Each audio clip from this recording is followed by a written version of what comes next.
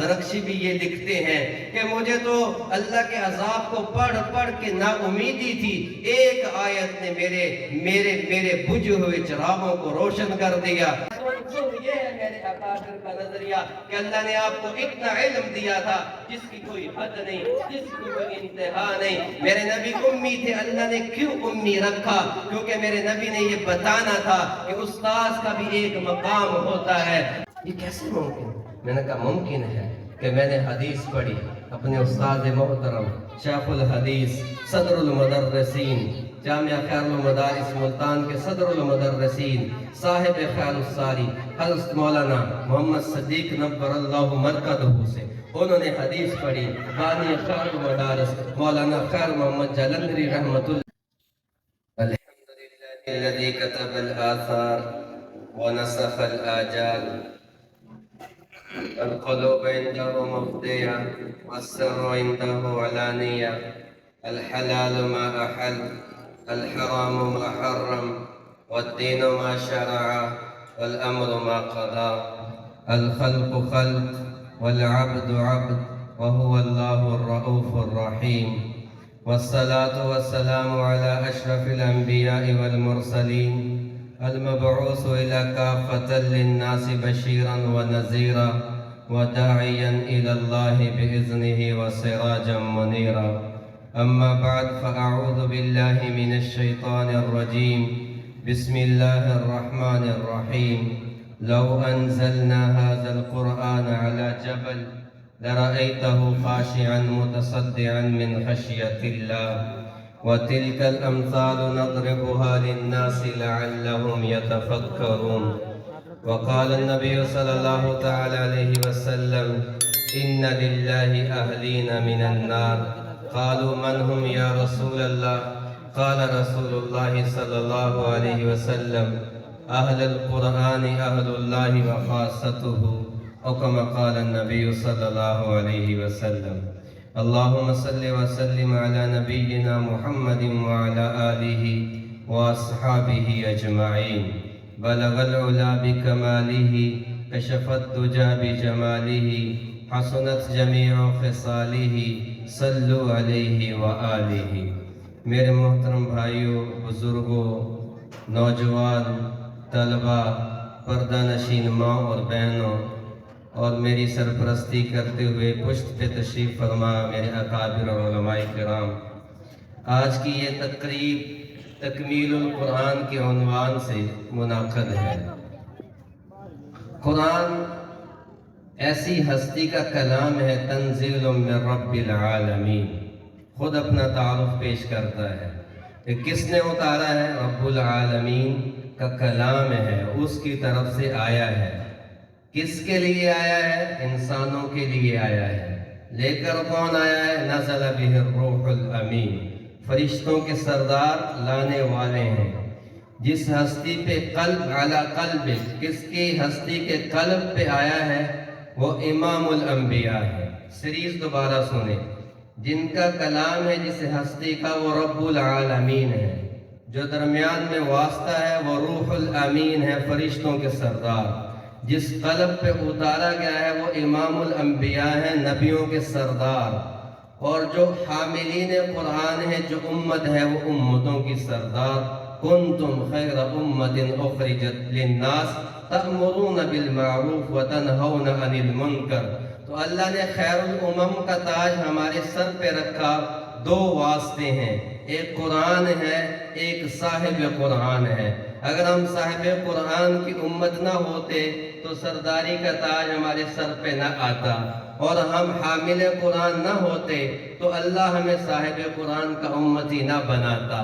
قرآن نے آ کر ایک انقلاب برپا کیا۔ کیا کیا؟ انسان غافل تھا، انسان جاہل تھا، لوگ بس رہے تھے۔ روم کی تہذیب بھی تھی، ایران کی تہذیب بھی تھی، مصر کی تہذیب بھی تھی، عیسائیت دین قدیم تھا، پوری دنیا میں عیسائیت بڑا مذہب تھا میرے نبی کے اعلان نبوت سے پہلے۔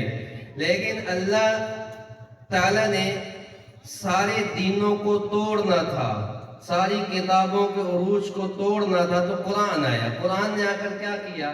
انسان کو اس کا تشخص دیا، جیسے ایک انسان ہوتا ہے، بندہ دنیا کے عروج پہ افق پہ ابھرتا رہتا ہے، اسے حسب نسب نہیں پتا.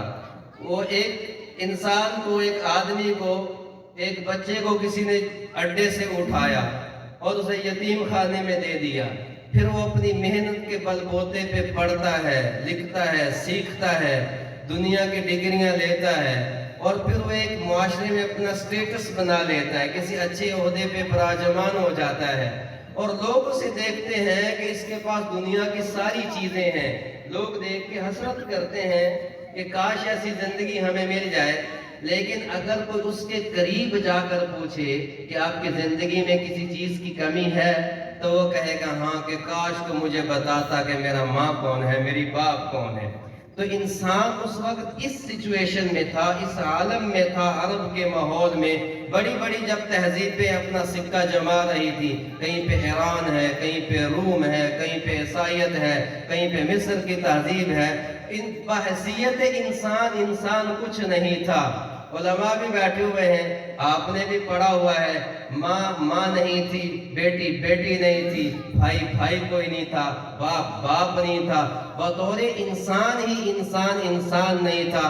اللہ نے سب سے بڑا کرم جو اس امت پہ کیا، جو انسانیت پہ کیا، اللہ نے اس امت کو یعنی ہمیں، انسانیت کو دو چیزیں انمول دی. ایک صاحب قرآن دیا، ایک قرآن دیا. یہ قرآن اترتا ہے اور قسمیں اٹھا کے مجھے میرا تعارف کرواتا ہے. والتین والزیتون وطور سینین لقد خلقنا الانسان فی احسن تقویم. انسان سینہ چوڑا کر رہا ہے کہ مجھے تو کوئی پہچانتا نہیں تھا. جب میں باپ تھا تو مجھے میرے بیٹے گالیاں دے دیتے تھے، میں بیٹی تھی تو مجھے میرا باپ زندہ دفن کر دیتا تھا، میں بیوی تھی تو میرے حقوق ضبط کیے جاتے تھے، میں ہمسایہ تھا تو میری عزت محفوظ کوئی نہیں تھی، نہ میں بازار میں عزت والا تھا، میں نوکر تھا، میں غلام تھا، میں باندی تھی. میں تو اس طرح زندگی گزار رہا تھا. پھر قرآن اترا کوہ حرا میں. پھر قرآن آتا ہے، کبھی صفا سے آواز آتی ہے، کبھی مروا سے آواز آتی ہے، کبھی حرا کے پہاڑ سے آواز آ رہی ہے. وہ میرا نبی قرآن لے کر آیا تو انسان کو سب سے پہلے مجھے مقام یہ قرآن دیتا ہے. رب کائنات قسم اٹھا رہا ہے. رب کائنات قسم کون اٹھاتا ہے؟ قسم دو طرح کے لوگ اٹھاتے ہیں. ایک وہ فریق اٹھاتا ہے جو سچ پہ ہوتا ہے اور اسے جھوٹا کیا جاتا ہے. پھر وہ کہتا ہے کہ تمہیں میری سچائی پہ تو یقین نہیں. میرے پاس آخری حل یہ ہے، میں یا قرآن کی قسم اٹھا دیتا ہوں یا میں رب کائنات کی قسم اٹھا دیتا ہوں. وہ اپنی بے گناہی ثابت کرنے کے لیے ایک انسان کمزور قسم اٹھاتا ہے، مجھے قسم ہے میں نے یہ نہیں کیا. تو قسم کمزور اٹھاتا ہے یا پھر اپنی صفائی دینے کے لیے کوئی اٹھاتا ہے. وہ رب کائنات ان ربکم اللہ الذی خلق السماوات والارض فی 6 ایام ثم استوى علی العرش یغشی اللیل النہار یطلبہ حثیثا والشمس والقمر والنجوم مسخرات بامری الا لہ الخلق والامر تبارک اللہ رب العالمین. جو اتنی طاقت اور حیبت والی ذات ہے، زمین آسمان کا مالک ہے، صرف وہ مالک نہیں، 6 دن میں قائم کر کے دکھایا. پھر عرش پہ استوا کیا. پھر کبھی سورج کو مشرق سے نکالا، مغرب میں غروب کیا. پھر چاند کو لایا، پھر ستاروں کو لایا، پھر دنیا کا نظام بنایا. سبح للہ ما فی السماوات و ما فی الارض. پھر اپنا تعارف بھی کروایا کہ میں تمہارے سجدے کا محتاج نہیں، میں تیری تسبیح کا محتاج نہیں، میں تیرے ذکر کا محتاج نہیں. ہاں تو کرے گا تو اپنا مقام پاتا جائے گا، میرا ذکر کرے گا میرا قرب پاتا جائے گا، میرے نبی پہ درود پڑے گا اپنے مرتبے بلند پاتا جائے گا.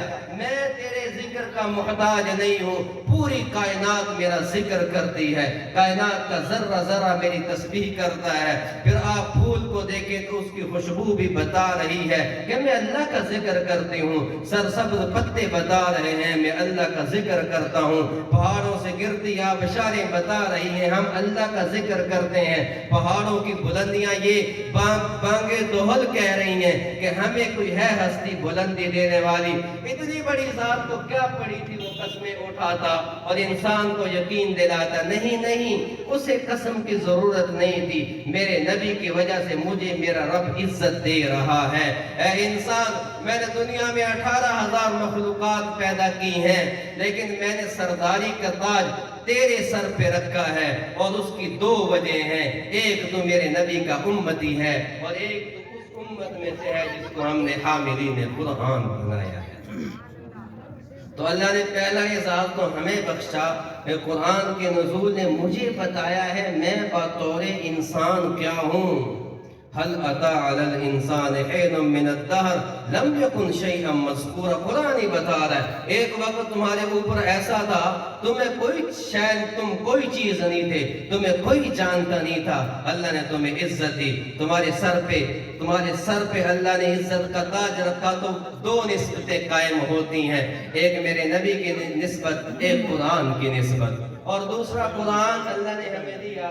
تو قرآن نے آ کر سب سے بڑا ہمارے اوپر احسان کیا کیا کہ اپنے رب کا تعارف کروایا۔ ہم تو گمراہ پھر رہے تھے، کسی نے 360 کو خدا مانا ہوا ہے، کسی نے سورج کو خدا مانا ہوا ہے، کوئی چاند کے آگے جھکتا ہے، کوئی جانوروں کو سجدہ کرتا ہے، کوئی اپنے ہاتھ سے آٹے کے، مٹی کے، پتھروں کے بت تراش کے، یہ اشرف المخلوقات اسے سجدہ کر رہا ہے۔ اس سے بڑی کوئی بدقسمتی اور بدبختی کی علامت ہو سکتی ہے؟ پھر قرآن آیا، پھر میرے نبی کے قلب پہ قرآن اترا، اور اللہ نے اپنا تعارف کروایا۔ امن خلق السماوات والارض وانزل لكم من السماء ماء فانبتنا به حدائق ذات بهجة ما كان لكم ان تنبتوا شجرها أإله مع الله بل هم قوم يعدلون۔ انسان کو جھنجھوڑ رہا ہے انسان کا رب کائنات۔ کس نے آسمان کو کھڑا کیا ہے؟ کس نے زمین کے پیٹ کو پھیلایا ہے؟ کس نے پہاڑوں سے آسمانوں سے پانی کو اتارا ہے؟ کس نے زمین کا سینہ پھاڑ کے اس میں سے پھل پھول پودے نکالے ہیں؟ کوئی ہے تیرے رب کے سوا یہ کرنے والا؟ تو میں بھی ہاتھ کھڑا کر گیا، ولید بن مغیرہ جیسا مدبر بھی ہاتھ کھڑا کر گیا، ابو جہل بھی ہاتھ کھڑا کر گیا، بڑے بڑے لوگ ہاتھ کھڑے کر کے قرآن کی سٹیٹمنٹ کے آگے، ان کلمات کے آگے کہ نہیں رب کائنات ہی ہے جو یہ کر سکتا ہے۔ پھر میرا اللہ اور ضرب لگاتا ہے، بل ہم قوم یعدلون، تم کیوں بے وفائی کر کے بھاگتے ہو؟ امن جعل الارض قرارا وجعل خلالها انہارا وجعل لها رواسي وجعل بين البحرين حاجزا أإله مع الله۔ اللہ مثالوں سے سمجھاتے ہیں بندے کو، اور مثال اسے دی جاتی ہے جس سے محبت ہوتی ہے، مثال اسے دی جاتی ہے جس کی فکر دامنگیر ہوتی ہے۔ باپ اپنی اولاد کو مثالیں دے کے سمجھاتا ہے کہ دیکھ تیرے چچا کا بیٹا، وہ اس نے پڑھا وہ آگے نکل گیا، دیکھ وہ فلاں رکشے والے کا بیٹا تھا، وہ اس نے قرآن کو پڑھا، وہ عالم بنا، وہ حافظ بنا، اس نے ایم اے کر لیا، وہ ایم ایس سی کر گیا، دیکھو وہ کہاں چلا گیا۔ کیوں؟ یہ محبت مجبور کر رہی ہے کہ میں اس کو مثالوں سے بتاؤں، میں اس کو ایگزامپلز دے کے بتاؤں، یہ مثالوں سے سمجھ جائے، یہ لوگوں کو دیکھ کے سمجھ جائے۔ ہائے ہائے کیا میرے رب کی محبت ہے۔ علامہ زرکشی بھی یہ لکھتے ہیں کہ مجھے تو اللہ کے عذاب کو پڑھ کے نا امیدی تھی، ایک آیت نے میرے بجھے ہوئے چراغوں کو روشن کر دیا، جب اللہ کہتا ہے یا عبادی الذین اسرفوا علی انفسہم لا تقنطوا من رحمت اللہ۔ اتنا بڑا مفسر کہہ رہا ہے کہ میں قرآن میں اللہ کا عذاب کو پڑھ کے مایوس تھا کہ میں کیسے بخشا جاؤں گا۔ پھر اللہ نے کیسے محبت بھرے انداز میں کہا ہے، اے میرے گناہگار بندو، میری رحمتیں تمہارے لیے ہر وقت تمہاری استقبال کے منتظر ہیں، تم توبہ کے کلمات تو لے کر آؤ۔ تو مثال دے رہا ہے میرا رب، جو مثال دینے کا بھی محتاج نہیں ہے۔ کیوں دے رہا ہے؟ یہ محبت ہے کہ میرے نبی کا امتی کہیں ٹریک سے اتر نہ جائے، کہیں گمراہ نہ ہو جائے، کہیں مجھ سے دور نہ چلا جائے، کہیں جہنم میں نہ چلا جائے، کہیں عذاب میں نہ چلا جائے، کہیں اس کی قبر میں عذاب نہ آ جائے۔ میرا رب یقین جانے قرآن کو پڑھ کے دیکھیں، سمجھ کے دیکھیں، علماء کے پاس بیٹھ کے دیکھیں، یہ علماء موجود ہیں۔ قرآن میں اللہ نے کہ جو شاہ ولی اللہ محدث دہلوی رحمت اللہ علیہ نے 3 علوم بتائے ہیں، تذکیر بے آلاء اللہ، تذکیر بے ایام اللہ، تذکیر بالموت وما بعدہ۔ یہ کیوں علوم کو کیٹیگرائز کیا گیا، اس لیے کہ کہیں تمہارا رب تمہیں مثالیں دے کر بتا رہا ہے اور اونٹ کو ہی دیکھ لو، تو مجھے ماننے کے لیے تمہارے پاس کوئی اور دلیل نہیں۔ تو عرب، چونکہ عرب میں قرآن اترا، تو عرب میں قرآن اترا، عربوں میں اونٹ عام تھا۔ اللہ کہہ رہا فَلَا يَنْظُرُونَ إِلَى الْإِبِلِ كَيْفَ خُلِقَتْ، اور تمہیں کوئی اور بات نہیں سمجھاتی، اس اونٹ کو ہی دیکھ لو کیسے اس کو پیدا کیا، کس نے اس کو پیدا کیا۔ تو اللہ مثالوں سے سمجھا رہا ہے أَمَّنْ جَعَلَ الْأَرْضَ قَرَارًا، کس نے زمین کو دوام بخشا ہے۔ پانی کے اوپر چیز ٹھہر سکتی ہے؟ بتائیں گے پانی کے اندر خاصیت کیا ہے کہ بھاری چیز ڈالیں گے وہ نیچے چلی جائے گی۔ زمین کس پہ ہے؟ زمین کس پہ ہے؟ زمین پانی پہ ہے۔ امن جعل الارض قرارا، کس نے پانی کے اوپر زمین کو کھڑا کیا؟ وجعل خلالها انہارا، کس نے اس کے اندر چشموں کو جاری کیا؟ وجعل بین البحرین حاجزا، آخری مثال بتا میں بات ختم کرتا ہوں، اس سے خوبصورت مثال قرآن میں مجھے نہیں لگتا کوئی اور ہوگی۔ اللہ کیا کہہ رہا ہے؟ وَجَعَلَ بَيْنَ الْبَحْرَيْنِ حَاجِزًا، یہ جو زمین کے سمندر بہتے ہیں، ایک حصہ کڑوا ہے، ایک حصہ میٹھا ہے، کس نے ان کے درمیان بارڈر لائن کو کھینچا ہے؟ کس نے کڑوے کو منع کیا وہ میٹھے میں نہ جائے؟ کس نے میٹھے کو منع کیا وہ کڑوے میں نہ جائے؟ سائنسٹسٹ لکھتے ہیں اگر ایک سوراخ کی مانند بھی یہ جو حاجز ہے بحرین کے درمیان، اس میں ایک سوراخ کی مانند اگر سوراخ ہو جائے ایک سوراخ کے جتنا، تو میٹھے پانی کڑوے ہو جائیں اور دنیا میٹھے پانی کے لیے ترس رہا ہے۔ میرا اللہ کہتا ہے کس نے یہ بنایا ہے؟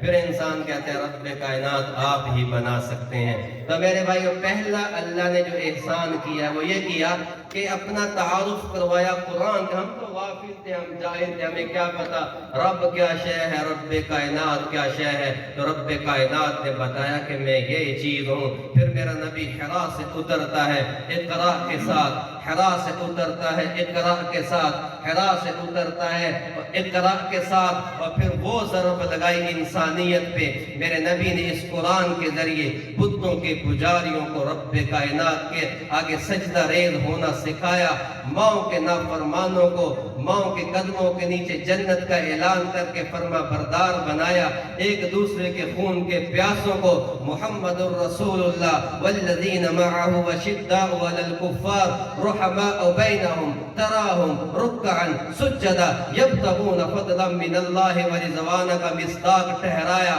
جو ایک دوسرے کے خون کے پیاسے تھے، میرا رب انہیں ٹائٹل دے رہا ہے اولئک هم الراشدون، اولئک هم المفلحون، اولئک هم المہتدون، اولئک هم المتصدقون، جو خود نہ تھے راہ پر اوروں کے ہادی بن گئے۔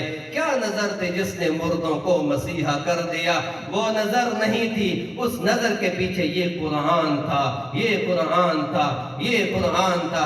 اس قرآن نے لوگوں کو توڑا ہے، یہ وہ قرآن تھا، اور اس قرآن کا پھر ذمہ اللہ نے خود لیا کہ میں ہی اس کا محافظ ہوں۔ قرآن کی حیبت اتنی ہے، رب کائنات اعلان کرتے ہیں لو انزلنا هذا القرآن على جبل، ہم اس کو اگر پہاڑ پہ اتارتے تو وہ ریزہ ریزہ ہو جاتا۔ پھر میں جب تاریخ میں دیکھتا ہوں کہ پہاڑ تو کیا چیز تھی، پہاڑ سے بڑے لوگوں کو قرآن نے ریزہ ریزہ کیا۔ کیسے بڑے لوگوں کو ریزہ ریزہ کیا؟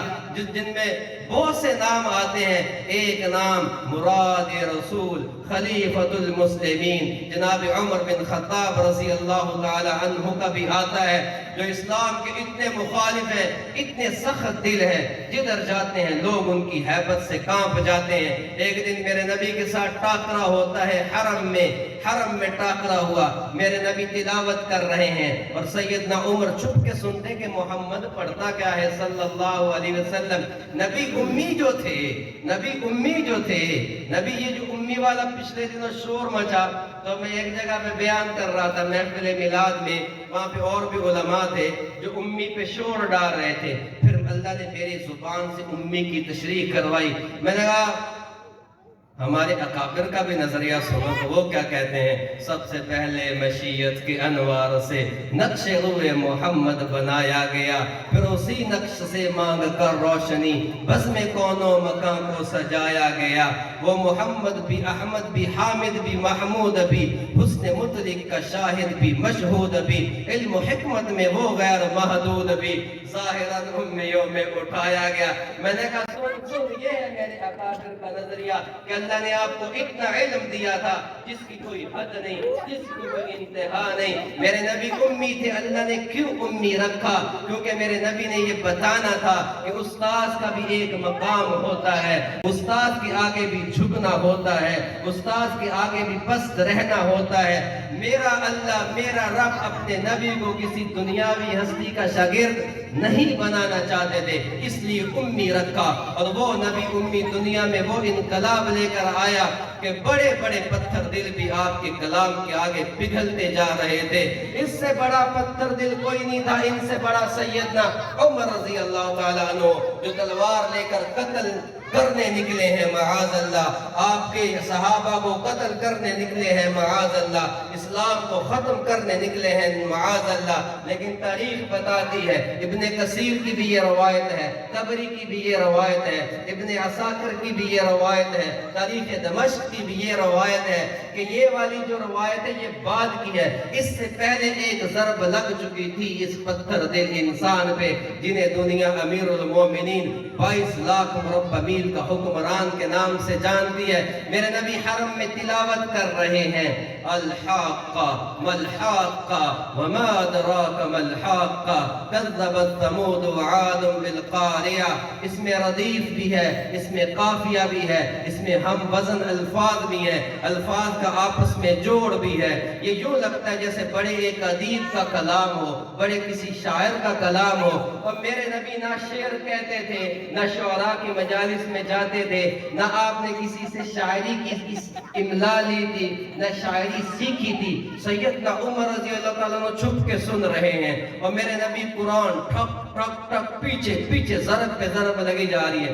تو آپ پڑھتے جا رہے ہیں. حضرت عمر سنتے سنتے سنتے یہ سوچنے پہ مجبور ہو گئے کہ محمد کو آج تک دیکھا تو ہے نہیں کہ یہ کسی کے پاس پڑھنے گئے ہوں, کسی سے سیکھنے گئے ہوں, تو یہ ایسا کلام کیسا پڑھ سکتے ہیں؟ آپ کہہ رہے ہیں بڑا شاعر ہے, بڑا شاعر ہے, بڑا. حضرت عمر یہ کہہ رہے ہیں آپ تو بڑے شاعر ہیں.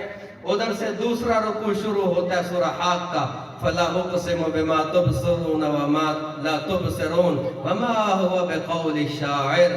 ان کے دل میں خیال پیدا ہو رہا ہے بڑے شاعر ہیں, ادھر سے ضرب لگ رہی ہے کہ نہیں یہ شاعر نہیں, کسی شاعر کا کلام تو ہو ہی نہیں سکتا.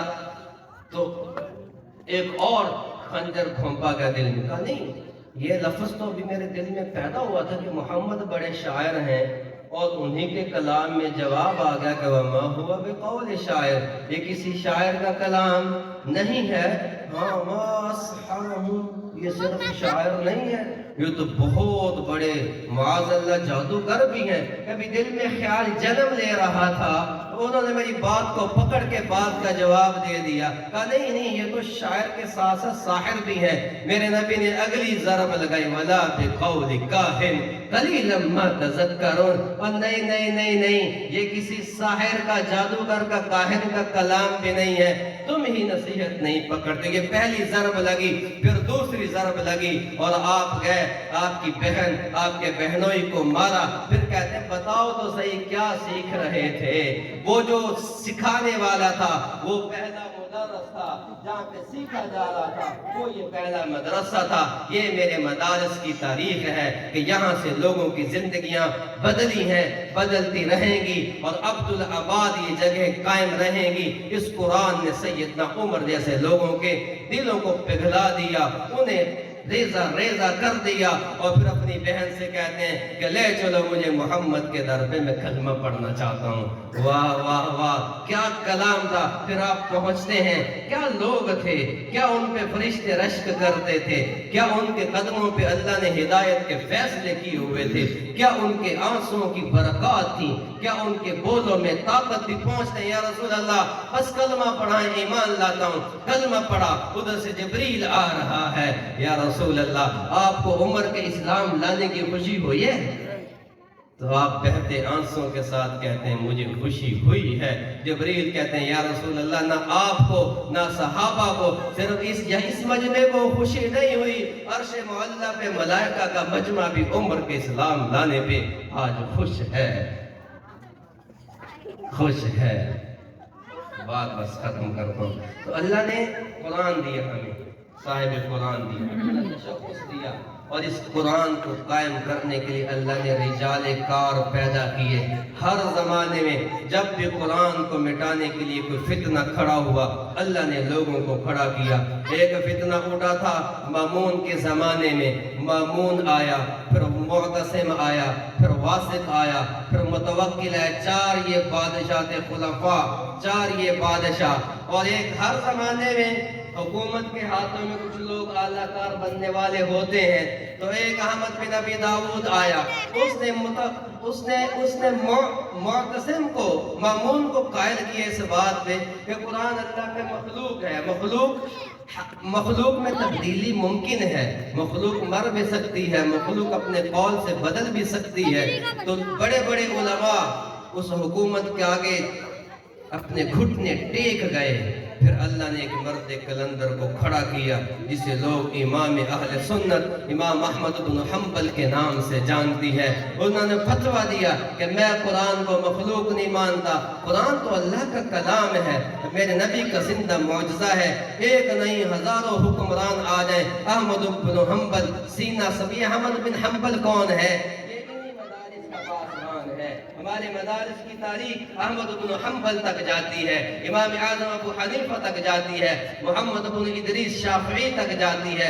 میں اپنے علماء کا شجرہ نسب پڑھوں تو فقہ کا شجرہ نسب جا کر امام اعظم ابو حنیفہ رحمۃ اللہ علیہ سے ہوتا ہوا، عبداللہ ابن مسعود رضی اللہ تعالی عنہ سے ہوتا ہوا وہ گنبد خضرا تک جا کر ملتا ہے۔ میں مدارس کی تاریخ کو، قرآن کی تاریخ کی حفاظت کی بات کروں تو قائد جمعیت سے چلتا ہوا، مفتی محمود رحمت اللہ علیہ سے چلتا ہوا یہ ہندوستان میں دارالعلوم دیوبند سے جا کر ملتا ہے۔ پھر وہاں سے چلتے چلتے احمد بن حنبل کی اس استقامت امام عظیمت کے قدموں سے ہوتا ہوا روضہ رسول پر جا کر ملتا ہے۔ میں اگر حدیث کی بات کروں، ہماری تو ایک ایک بات سند کے ساتھ محفوظ ہے، اور اس کی عبادت کرنے والی یہ چٹائیاں میں آخری بات ختم کرتا ہوں۔ اچھا میں آپ کو آپ بیتی سناتا ہوں۔ آپ بیتی کیا تھی؟ کچھ دن 2 ہفتے پہلے میں یونیورسٹی میں پڑھا رہا ہوں۔ یہ خطیبوں والا مفروضہ نہیں ہے، حقیقت ہے۔ اب لیکچر دے رہا تھا، وہاں پہ حدیث قدسی کا ذکر آیا۔ میرے پاس ماسٹر کے اسٹوڈنٹ تھے، کلاسیں اکٹھی تھی، 150 کے قریب کے اسٹوڈنٹ۔ تو میں نے پوچھا حدیث قدسی کا پتہ کیا ہوتی ہے؟ اور کہا یہ سانوں کوئی نہیں پتا۔ میں نے کہا حدیث کیا ہوتی ہے؟ کہا جی حدیث اللہ کے نبی کے فرمان کو کہتے ہیں۔ اچھا میرے ذہن میں ایسے آیا، میں نے کہا دیکھیں کتنے لوگ ہیں مدارس کے خلاف، علماء کے خلاف، لوگوں کو آپ جیسے نوجوانوں کو بدظن کر رہے نا، مولوی نے ایک ہی تھا، انہوں نے ایک ہی تھا۔ اچھا آپ یہ بتائیں کہ آپ نے، میرے پاس زولوجی کی کلاس، میں نے کہا آپ نے ایف ایس سی میں میٹرک میں بایولوجی پڑھی ہوگی، اور کس سے پڑھی ہوگی؟ کس سے پڑھی تھی؟ چند ایک نے بتایا ہمارے فلاں ٹیچر تھے، کسی کو پتہ نہیں تھا۔ تو میں نے کہا میں تمہیں بتاؤں حدیث کیا ہوتی ہے؟ حدیث کیا ہوتی ہے؟ کہا جی بتائیں۔ میں نے کہا حدیث یہ ہوتی ہے جس کو ہم نے مدرسے کی چٹائی پہ بیٹھ کے ان علماء سے پڑھا، اور پھر ان علماء کی ایک سلسلہ تو ذہب چلتا ہے، ایک چین چلتی ہے جو جناب رسول اللہ صلی اللہ علیہ وسلم تک جا کر پہنچتی ہے۔ تو وہ بچے کان کھڑے کر کے کہتے ہیں یہ کیسے ہو سکتا ہے، یہ کیسے ممکن؟ میں نے کہا ممکن ہے کہ میں نے حدیث پڑھی، اپنے استاد محترم شیخ الحدیث صدر المدرسین جامعہ خیر المدارس ملتان کے صدر المدرسین صاحب خیر الساری حضرت مولانا محمد صدیق نبر اللہ مرکزہ سے انہوں نے حدیث پڑھی، بانی خیر المدارس مولانا خیر محمد جلندری رحمت اللہ علیہ سے انہوں نے حدیث پڑھی، شیخ الحدیث محمد یاسین رحمت اللہ علیہ سے انہوں نے حدیث پڑھی شیخ الہند حسن مولانا محمود الحسن دیوبندی رحمۃ اللہ علیہ سے، انہوں نے حدیث پڑھی قاسم العلوم والخیرات حجت الاسلام بانی دار العلوم دیوبند مولانا قاسم النانوتوی سے، انہوں نے حدیث پڑھی شاہ عبد الغنی سے، انہوں نے حدیث پڑھی شاہ اسحاق سے، انہوں نے حدیث پڑھی شاہ عبد العزیز سے، انہوں نے حدیث پڑھی اپنے والد محترم محدث دہلوی الشاہ ولی اللہ محدث دہلوی رحمۃ اللہ علیہ سے، انہوں نے حدیث پڑھی ابو طاہر مدنی سے، انہوں نے حدیث پڑھی شیخ ابراہیم کردی سے، انہوں نے حدیث پڑھی شیخ احمد القشاشی سے، انہوں نے حدیث پڑھی ابو المواہب الشناوی سے، انہوں نے حدیث پڑھی محمد بن احمد الرملی سے، انہوں نے حدیث پڑھی ابو یحییٰ انصاری سے، انہوں نے حدیث پڑھی ابن حجر اسقلانی سے، انہوں نے حدیث پڑھی احمد بن ابراہیم التنوخی سے، انہوں نے حدیث پڑھی احمد بن ابی طالب الحجار سے، انہوں نے حدیث پڑھی ابن المبارک الزبیدی سے، انہوں نے حدیث پڑھی الشیخ عبد الاول بن عیسیٰ الہروی سے، انہوں نے حدیث پڑھی محمد بن مظفر الداودی سے، انہوں نے حدیث پڑھی عبداللہ بن احمد السرخسی سے، انہوں نے حدیث پڑھی محمد بن یوسف الفربری سے، اور انہوں نے حدیث پڑھی امام المحدثین نجم المحدثین زبدۃ المحدثین رئیس المحدثین اصح الکتب بعد کتاب اللہ محمد بن اسماعیل البخاری سے، انہوں نے حدیث پڑھی حمیدی سے، حمیدی نے پڑھی سفیان سے، سفیان نے پڑھی محمد بن ابراہیم سے، انہوں نے پڑھی علقمہ بن وقاص سے، علقمہ بن وقاص نے حدیث سنی ناطق الحق والمیزان مراد رسول خلیفۃ المسلمین سیدنا عمر بن خطاب سے، اور سیدنا عمر بن خطاب کہتے ہیں سمعت رسول اللہ صلی اللہ علیہ وسلم یقول علی المنبر انما الاعمال بالنیات۔ سبحان اللہ۔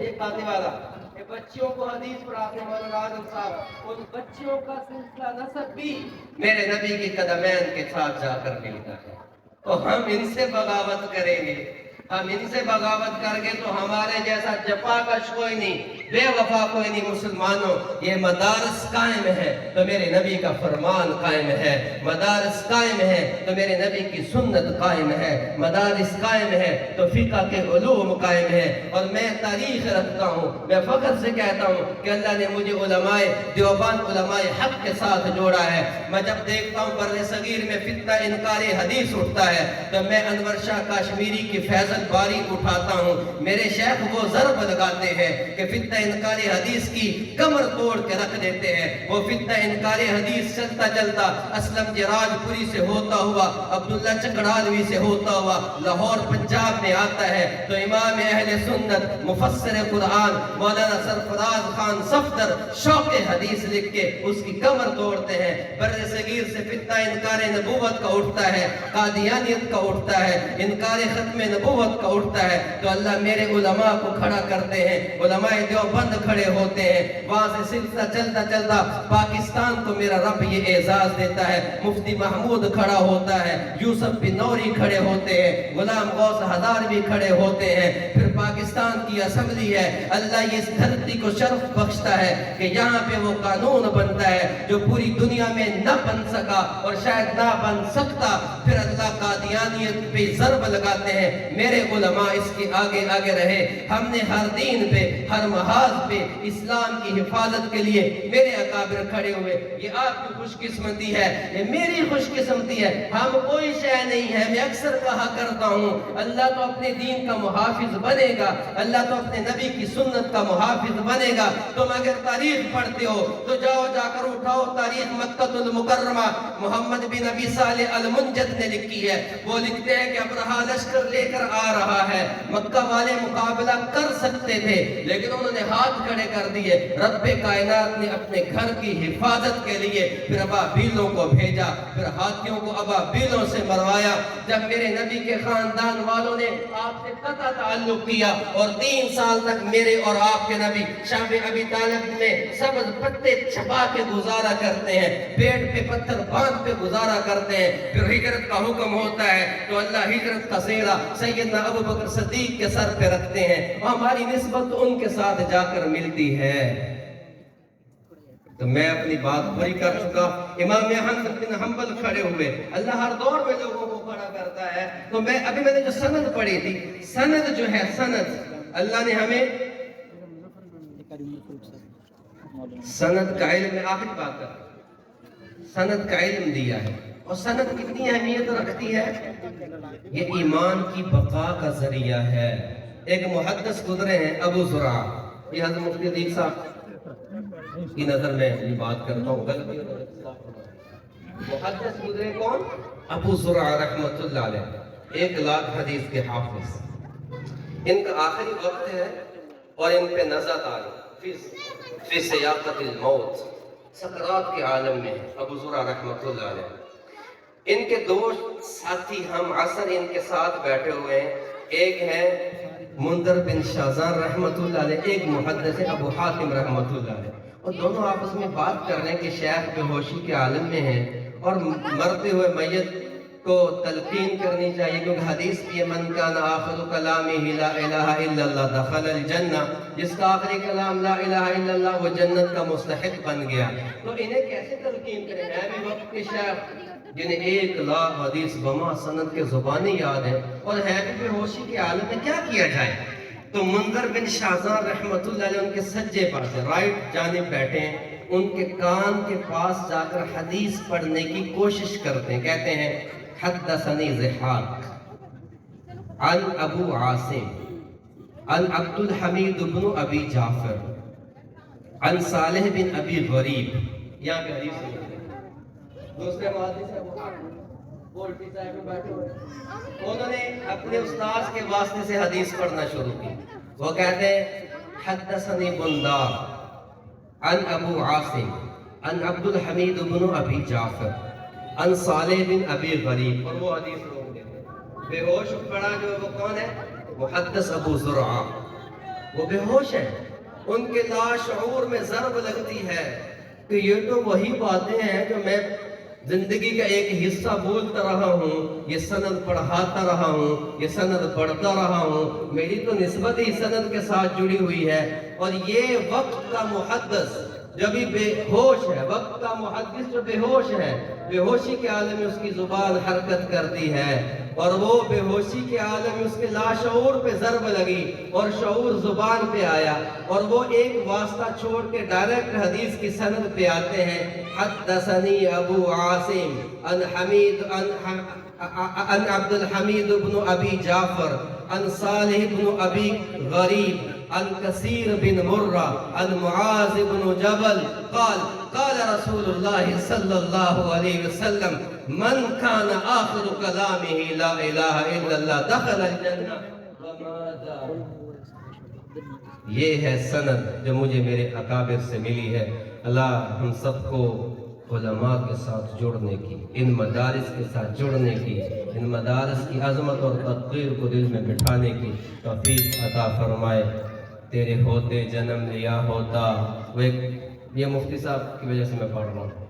تیرے ہوتے جنم لیا ہوتا, تو مجھ سا نہ دوسرا ہوتا, سانس لیتا تو اور میں جی اٹھتا, کاش مکہ کی میں فضا ہوتا, ہجرتوں میں پڑاؤ ہوتا میں, اور تو کچھ دیر کو رکا ہوتا, تیرے حجرے کے آس پاس کہیں میں کو کچا راستہ ہوتا, بیچ طائف بوقت سنگزنی یا رسول اللہ, تیرے لب پہ سجی دعا ہوتا, کاش احد میں شریک ہو سکتا میں, اور باقی نہ پھر بچا ہوتا, تیری کملی کا سوت کیوں نہ ہوا, تیرے شانوں پہ جھولتا ہوتا, چوب ہوتا میں تیری چوکھٹ کی, یا تیرے ہاتھ کا عصا ہوتا, تیری پاکیزہ زندگی کا میں ایک گمنام واقعہ ہوتا, لفظ ہوتا میں کسی آیت کا یا رسول اللہ جو تیرے ہونٹ سے ادا ہوتا, پودا ہوتا میں جلتے صحرا میں تیرے ہاتھ سے لگا ہوتا, میں کوئی جنگجو عرب ہوتا تیرے سامنے جھکا ہوتا, میں بھی ہوتا تیرا غلام کوئی, تو لاکھ کہتا نہ میں رہا ہوتا, تو لاکھ کہتا نہ میں رہا ہوتا, آسماں ہوتا میں حد نبوی کا یا رسول اللہ تجھے حیرت سے دیکھتا ہوتا, چاند ہوتا میں تیرے زمانے کا اور تیرے حکم سے بٹا ہوتا, رستہ ہوتا میں تیری گزرنے کا تیری راہ دیکھتا ہوتا, خاک ہوتا میں تیری گلیوں کی، تیرے پاؤں چومتا ہوتا تیرے حجرے کے آس پاس کہیں، میں کو کچا راستہ ہوتا اور بچہ ہوتا میں اس غریب بیوہ کا سر تیری گود میں رکھا ہوتا، تیرے ہوتے جنم دیا ہوتا۔ وما توفیقی